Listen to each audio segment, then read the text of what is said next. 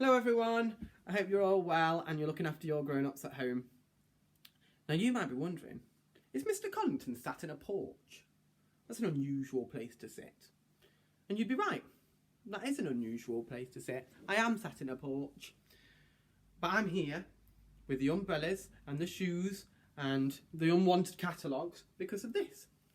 This is my letterbox. This is where the postman puts my post for me to find. And I'm sat next to my letterbox because today I'm going to read you this story.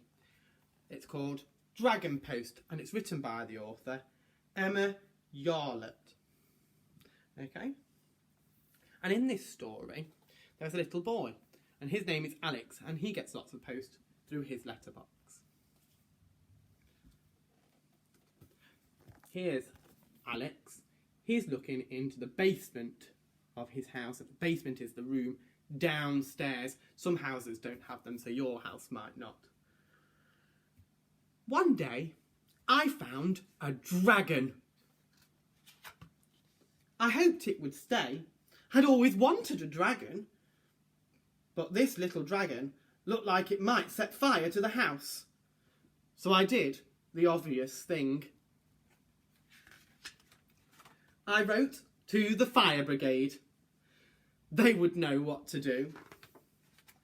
Finally, I got a letter back. Oh, here it comes now. Oh, it's wet. Look at the envelope. It says urgent. That means that they need to read it really quickly. It says, Alex, 28 Draco Way, Beacon Wood, B87URN. That's the postcode.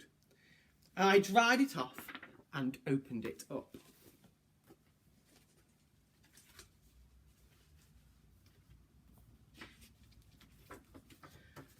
Ooh. Urgent! Dear Alex, goodness me! A baby dragon in your house! Crikey, it must be lost! As well as being really scary, dragons are a serious fire hazard, especially young dragons. If you have to keep it, and I really don't think you should, then make sure it is moist at all times. You never know when it might erupt into flames. Golly, just thinking about it is bringing me out in a sweat. Oh, phew, I just had to dunk myself in a bucket of cold water to calm down. I suggest you do the same with the dragon. Douse it in water right away. Yours frightfully, Henry Drant. P.S. Crikey! So, I did as I was told. The dragon loved it. I could tell. Look at the dragon. I don't think he's loving it.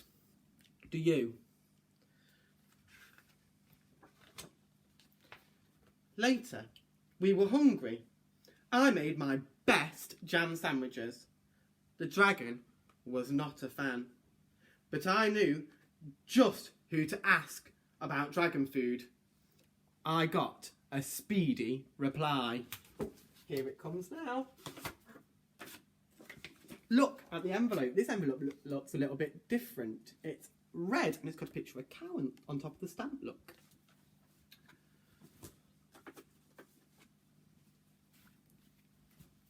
Let's read the letter.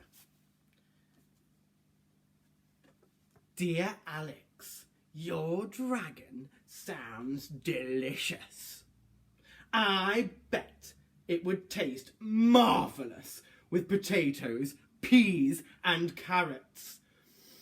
I'm not surprised your dragon didn't like the jam sandwiches. Dragons eat meat. Lots of meat. Because your dragon is so young, it will still have a lot of growing to do. So you should fatten it up with some juicy meat. Please find our latest meaty offers on the back of this letter. If we look on the back of the letter, it says, nice to meet you, butchers. There's beef, ham and chicken, that you can buy from the butchers. A butcher is somebody who sells meat. I wonder if I could taste meat, your dragon, at your earliest convenience. Perhaps I could have your dragon for dinner. I suppose you could come too if you have to. My tummy is already rumbling. Look forward to meeting your dragon. All the best, Mr. Angus Take. So the butcher thinks that he needs to feed the dragon some meat. That day, the dragon ate 23 steaks, 10 hams, and half of my umbrella. Oh, can you see why he might have eaten some of his umbrella? He's using it as a fork. His thank you roars were very loud. Maybe a bit too loud. Oh no, here's another letter. This letter has come in a very important looking envelope. I opened it very carefully. Dear Master Alexander of Draco Way, we are writing to you as legal representatives for your neighbour, Miss Arabelle Smirk. We must complain in the strongest possible terms about the heat, smoke, and most importantly, terrifying roaring coming from your home. Our client is not sure what you are up to, but it must be something very naughty. And whatever it is, she wholeheartedly does not approve. It is so noisy that it is upsetting her rock collection and making her potted plants sad. Our client does not like this very much. Please take steps to correct this problem as soon as possible. Understand that if you do not, we will be taking further action. Yours legally, Petrodantic and P. Nickety. Oh dear, they're lawyers for the next door neighbour. I don't think the neighbour is very happy at all. Let's see what Alex does next. We said sorry to next door, and my dragon tried to be quiet. But it's hard when you're growing so big in such a little house. We needed professional help. I wrote another letter. The reply arrived just in time. Oh, here it is now.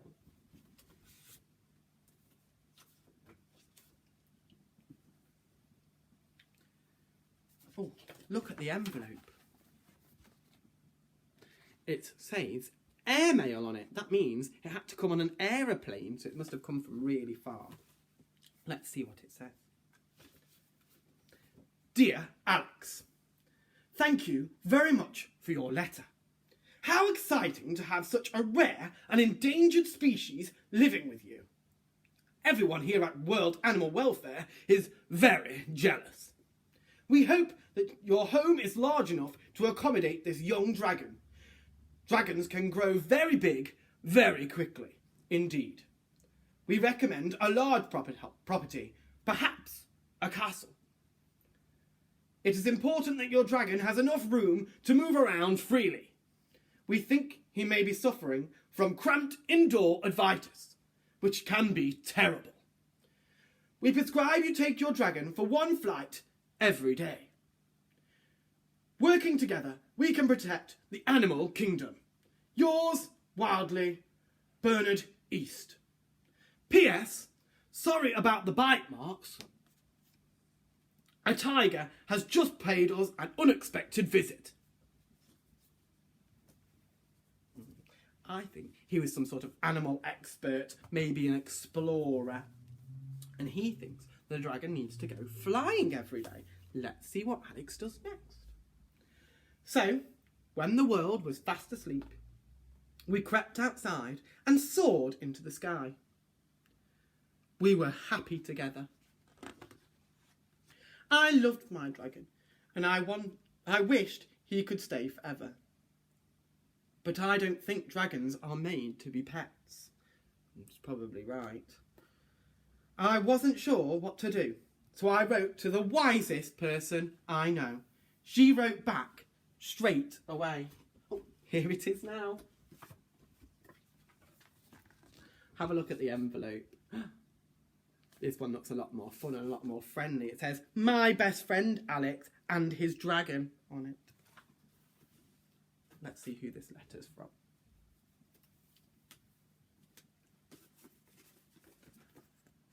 Look, it says Alex's dragon. It's a card. To Alex! Wow! A dragon! That's so exciting! He sounds the best! Dragons are my favourite. After unicorns. Oh dear, it does sound like your dragon is very big and you only have a normal-sized house. He really can't live with you forever. He needs to find a place of his own with plenty of room to flap about. If I was a dragon, I would want to be free. Maybe he should live somewhere a bit like this. As much as you love your dragon, it might be time to let him go. Love, your best friend, Hillary. Mwah, mwah, mwah. Give your dragon a pat on the head and an ice bun from me. So Alex's best friend Hillary thinks that he needs to let the dragon go because that would be best for the dragon. Let's see if Alex listens to her advice. I showed my dragon the letter and he beamed and sparkled. That must mean he's very happy and he likes the idea. We spent a fine all day together. We didn't want to say goodbye, but we knew it was right.